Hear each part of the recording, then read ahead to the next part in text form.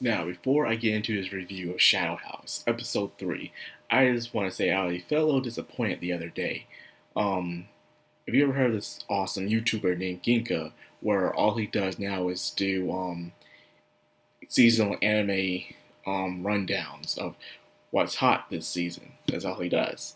And I look forward to those things every single time.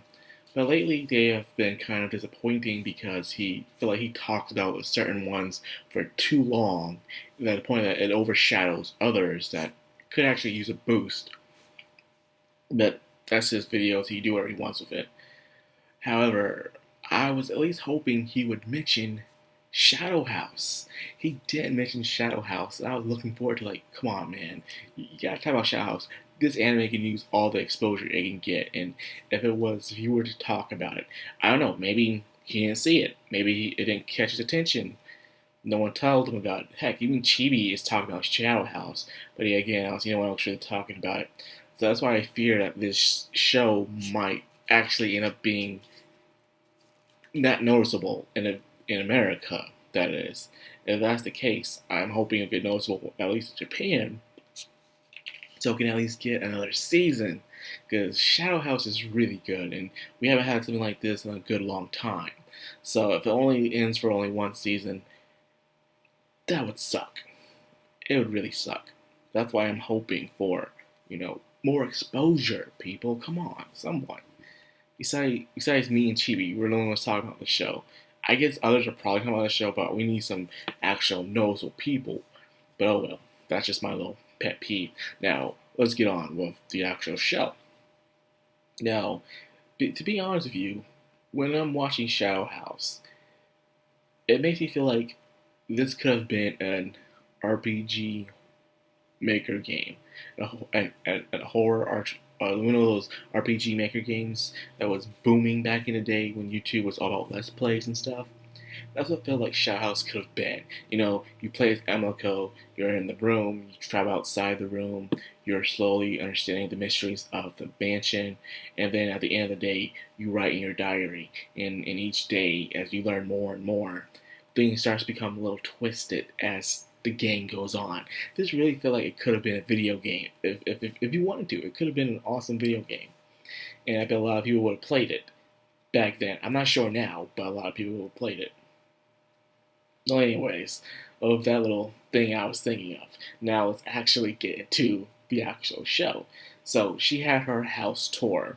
They showed her the classroom, places she can't go, things she can't talk about. Like, it is very relatable. You have those tours when you're starting a day on a job, and they want you to absorb so much. And believe it or not, the people who do the tour themselves know that most of the times people aren't going to remember everything, especially if it's their first day in that place. They're going to remember every procedure, every protocol, all that stuff. They're not going to. Even they don't remember it all the time, which is funny. Because at the end of the day, like when you're working at Walmart and they show you that tour, and I had one of the worst ones ever of how to work at Walmart, and it was just terrible. And like I just end up learning just as the days go on, and that's it. But as for Emiko, she's trying her best to remember things. She's an innocent girl who just woke up out of her out of her box. She doesn't know everything. She doesn't even know how to read fully just yet, or let alone know proper words. Like she don't know all the words. But anyways, they're just showing peaks of things. For instance, they're showing how the kitchen and the laundry area is off limits. Only certain living dolls can go there. And there's even times where they can't say grandfather. The living dolls aren't allowed to say grandfather. In fact, the living dolls aren't allowed to do a lot besides be loyal to the Shadow House and their Shadow Masters. Besides being the face for their Shadow Masters, their other job, which is just as important, is to clean.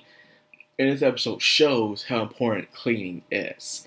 It shows that if you pretty much don't keep on tab with the cleaning, the soot will literally come together and create its own will with ill intent. With ill intent. But the question is what is this ill intent? So when it creates a scourge, and a scourge forms, it can grab onto someone and possess them, take control of their body, mainly going for the head, turn into like a spider thing, and just. But the question is, it looks like this suit creature wasn't just randomly attacking people. It felt like it had a mission. It had a goal. It was going somewhere. It wanted to go somewhere. And then even after they're trying to get the thing off of Rosemary, and they use the water to break it off, she still has sickness, the suck illness, and she was still trying to go somewhere. It's almost as if the soot has some type of purpose. Could it try to go back to something? Is it after something?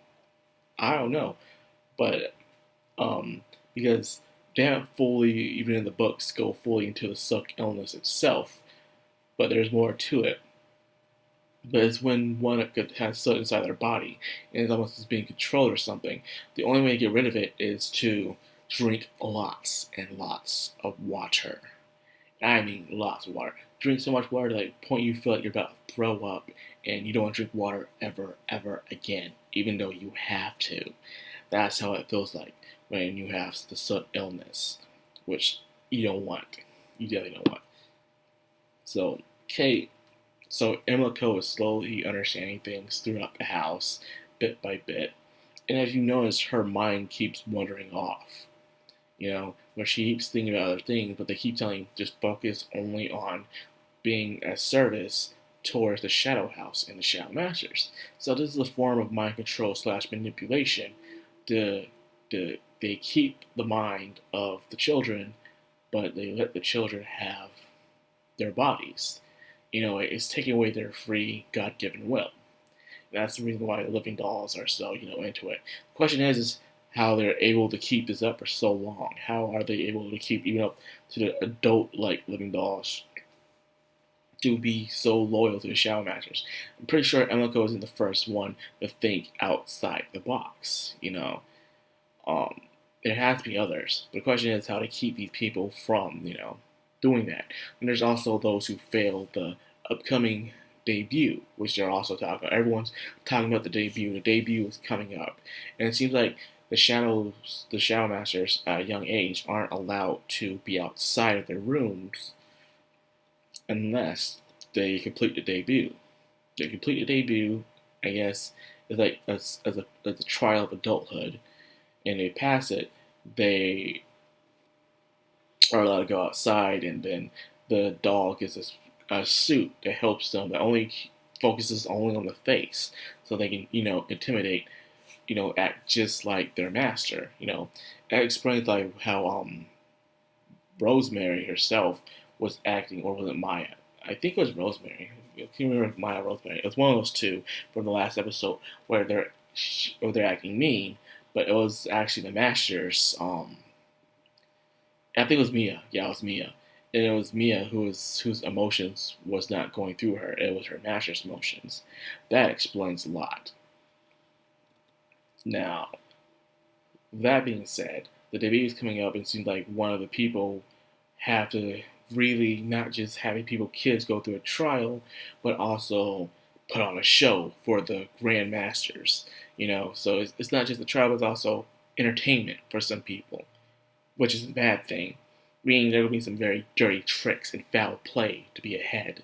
I can already see it. So, but still, that's more entertainment for us. So I'm looking forward to that. But yeah, the show is shaping up to be really nice. It definitely is. Probably is my favorite of the entire season of Spring, actually. I think it is. And it's just a shame that Ginka didn't talk about it. I was really hoping he would talk about it in his Spring 2021 in a nutshell. He didn't do it. Oh well, I hope others will talk about it. I really do. Spread the word of Shadow House. I want more people to watch this anime. It is fantastic. With art and music, mystery. Come on, people. We've been begging for something like this for years, and we finally get it, and no one wants to talk about it. That's a shame. So anyway, that's all I got for this video. I hope you guys enjoyed. If you did, like, comment, subscribe, and of course, hit the bell icon. This has been Madcrownxox on Anime. Signing out.